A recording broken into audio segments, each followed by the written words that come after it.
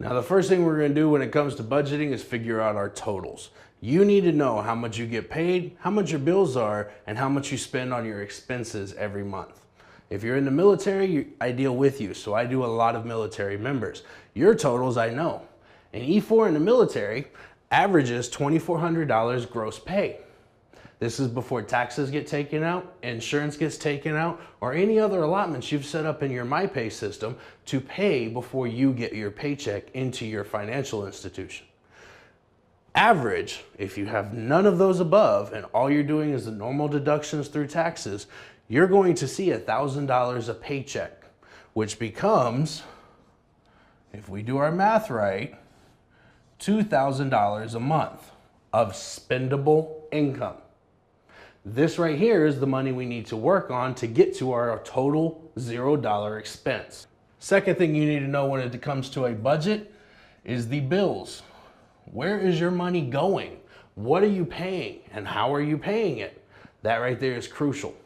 The third thing you need to know with budgeting is your expenses. What you're spending your money on. Food, gas, cigarettes, dip, whatever it may be, that's an expense. You can always choose to go cheaper, or you can always choose to not get cigarettes at the higher brand. It's up to you. It's more expensive if you don't. Bills are things you have to pay each month, and this is how I break down bills when I talk to a soldier. If you're a single E4 in the military, you have a cell phone bill. You may have a car payment. You have an insurance payment on said car. You might have internet for entertainment at the barracks. You may have Netflix and Hulu to watch videos on because you don't have cable. You might even have a credit card that you have for gas or other cheap expenses. You also may have a personal loan that you set up through a lender like Pioneer, Omni, American Discounters, USAA Discounters, or if you went to the mall, Harris Jewelers. All of those are personal loans that you set up as an allotment to pay for an item. When you look at these things, this is your bill section. The first thing you got to figure out is when it's due, how you pay it, and how much you pay. So going off of an average, if your cell phone bill is $80 a month, due on the 15th, and you can pay cash, that's one that you can add to your envelope system. If your card payment is a total of $300 a month due on the 1st and you cannot pay cash, you have to use your card.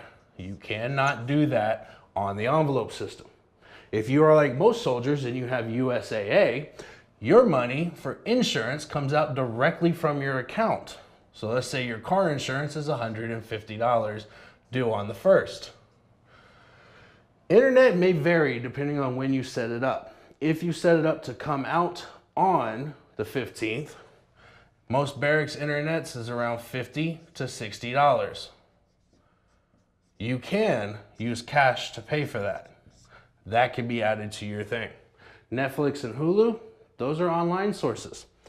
Netflix and Hulu will average you $10 a piece, and they are due usually on the day of subscription. So we're just going to add it to the 1st of the month.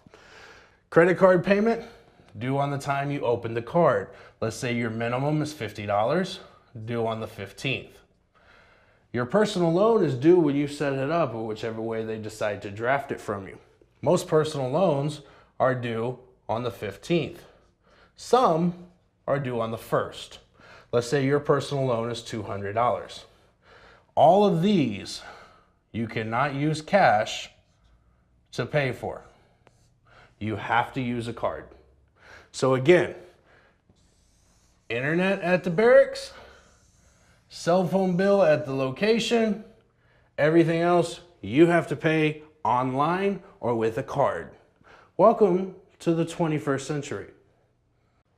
Moving along with this, let's go over and check out expenses. Let's say we have gas that we have to pay for in the car that we drive to and from work. If you're in the military, they're going to send you all over the place to do things, so you're not going to be able to just drive and park and stay there all day long and then drive home at the end of the day. You have to drive to PT formation. You have to drive to 9 o'clock a.m. formation. You have to drive to the pre-lunch formation, the after-lunch formation, and the end-of-day formation. And if you work in the motor pool like I did, you had to drive to your company every time they had a formation because they're so far apart. Now, gas is an expense. Let's say in our truck, we put $150 of gas per month. That right there will fill my truck up 3 times. Food. If you are in the barracks, you can eat at the defect, but if you're like most soldiers, you don't eat at the defect. The food there is not the best. It may taste good for some things, but it's always the same some things, and it becomes repetitive and bland. So you might want to spice it up a little bit, get some food. So let's say in your barracks room, you spend $200 in food. If you're in the military, you're either smoking, dipping, both, or drinking, and if you're not doing any of those, you're on the right track. Stay there. So let's look at this and we'll see how everything flows together, and then we'll follow it through with our totals in just a moment.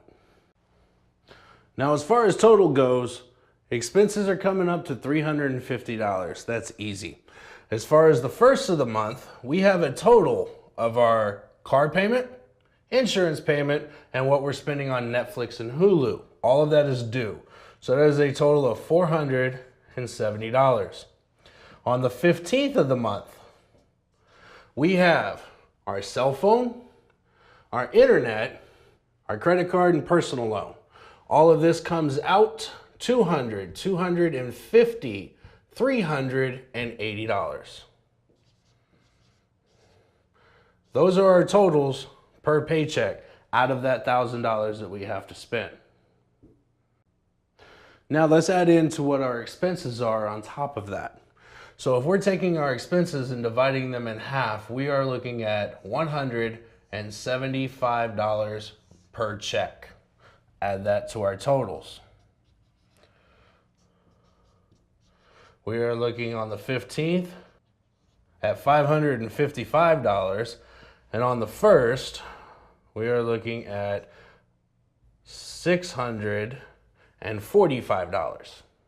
That is how much we spend per paycheck out of our $1,000 paycheck. So let's subtract those numbers out and see what we look like. So on the 1st of the month, you take $645 and subtract it from $1,000. On the 1st of the month, you have a total of $355 remaining for spendable income. On the 15th of the month, you take $555 and subtract that from $1,000, you have a total of $445 of spendable income that you can utilize each month. This right here is how you break your budget down to a $0 budget, because you know where every single dollar is going. This is not how you budget to save. We're going to jump into that one here in a second.